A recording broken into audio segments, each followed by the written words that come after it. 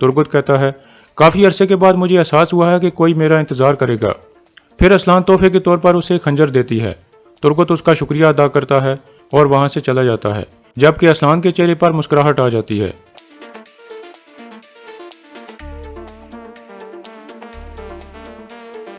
इसके बाद अगला दिन शुरू हो जाता है। काई कबीले में जंग पर जाने वाले सिपाहियों के घर वाले उन्हें अलविदा कर रहे थे और जाने से पहले उनसे आखिरी मुलाकात कर रहे थे। उनके घर वाले रो रहे थे और उनकी सलामती के लिए दुआएं कर रहे थे। अंदर हलीमा भी अर्तुल को तैयार करा रही थी और रो रही थी। अर्तुल उसे रोते हुए देखकर कहता है, जब भी तुम मुझे रोते हुए जंग पर भेजती हो, मेरे जिस्म का एक हिस्सा यहीं रह जाता है और मैं अच्छी तरह से सोच नहीं पाता। हलीमा कहती है, मैं मजबूत हूँ लेकिन मेरा दिल नरम है अर्तुल। मैं आपके लिए रोऊंगी और आपका इंतजार करूंगी, लेकिन सब्र करूंगी। फिर वो दोनों गले लगकर मिलते हैं। आखिर में अर्तुल कहता है, मैं अपने बच्चे और अपना घर तुम्हारी अमानत में सौंपता हूँ। इतने में गुंदुस भी वहाँ आ जाता है और कहता है, बाबा मैं तैयार हूँ, हम जंग पर जा रहे हैं। अर्तुल उसे उठा लेता है और कहता है, अगर तुम मेरे साथ गए तो तुम्हारी माँ की हिफाजत कौन करेगा? गुंदुस कहता है, सिपाहियों से मेरी बात हो गई है, वो हिफाजत करेंगे। अर्तुल कहता है, नहीं, तुम्हें अपनी माँ को अकेला नहीं छोड़ना चाहिए।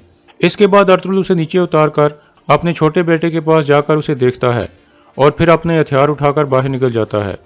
बाहर सिपाही अपने घर वालों से मिल रहे थे। उनके घर वाले रोते हुए उन्हें अलविदा कर रहे थे। अर्तुल आहिस्ता से कहता है, यार अब इन बहादुर आदमियों की हिफाजत फरमा जो तेरे मकसद के लिए लड़ रहे हैं। इसके बाद अर्तुल चलकर लोगों के दरमियान में आ जाता है और सबसे मुखातिब होकर कहता है, जो वालिदैन अपने बच्चों को शहीद होने के लिए भेजते हैं वो जान लें कि अल्लाह सब कुछ देख रहा है और वो आपकी कुर्बानी से आगाह है। हम अल्लाह के इंसाफ को फैलाने के लिए जिंदा हैं। हम जानते हैं कि मौत हमें अल्लाह के पास लेकर जाएगी, लेकिन हम जिंदा रहेंगे अल्लाह के लिए, अपने मुल्क के लिए। अगर हम जिंदा रहे तो हमारा मुल्क जिंदा रहेगा। आखिर में वो सब अल्लाह अकबर के नारे लगाने लगते हैं। फिर अर्तुल अपने घर वालों से आखिरी मुलाकात करता है।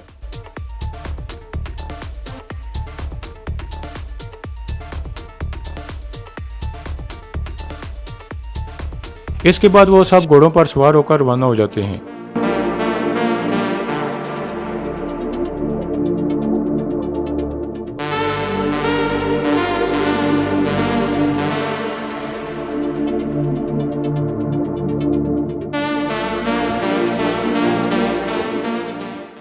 दूसरी तरफ जावेदार कबीले में भी सिपाही जंग पर रवाना होने के लिए तैयार थे और फिर तुर्गुत उनको लेकर वहां से चल पड़ता है। इसी दौरान अर्तुल का काफिला रवां दवां था।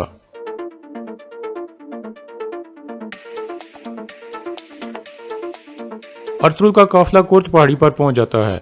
अर्तुल वहां का मंजर देखकर परेशान हो जाता है और सबको रुकने का इशारा करता है। वहां से कराहने की आवाजें आ रही थीं, हर चीज तबाह हाल लग रही थी। बामसी कहता है, लगता है ये डाकुओं का काम है सरदार, उन्होंने गरीब लोगों को अपने जाल में फंसाया है।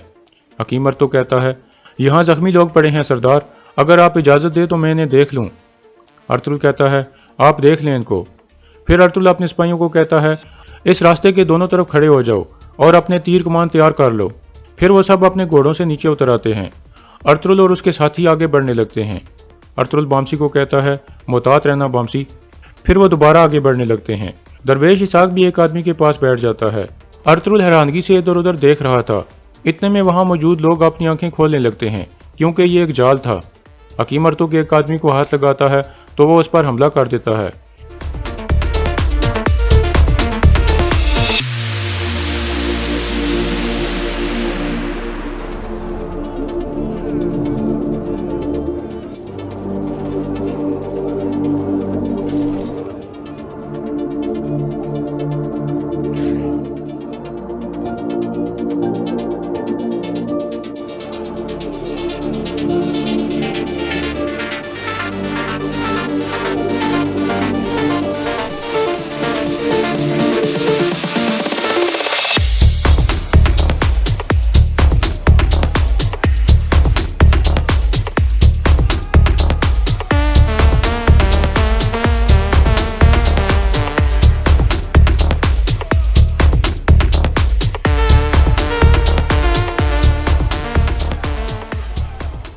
इस लड़ाई में दोनों तरफ से काफी लोग मारे जा चुके थे।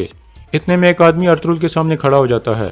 अर्तुल को एक तीर लग चुका था जिसे वो तोड़कर उस आदमी की तरफ बढ़ने लगता है और कहता है, अपना चेहरा दिखाओ कमीने, मैं तुमसे अपने बहादुर जंगजुओं का हिसाब लूंगा।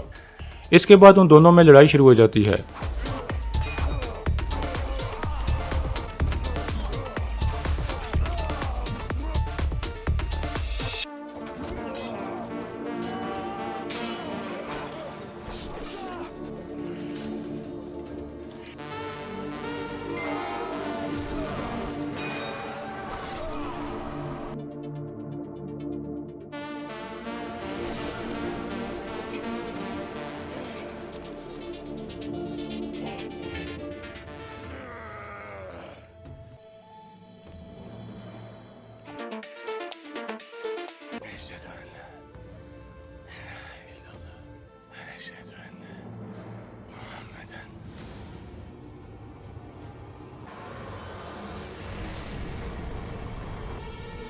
इस तरह अर्तुगरुल कलमा शहादत पढ़ते हुए गिर जाता है और यहाँ इस किस्त और इस सीज़न का इख्तिताम हो जाता है।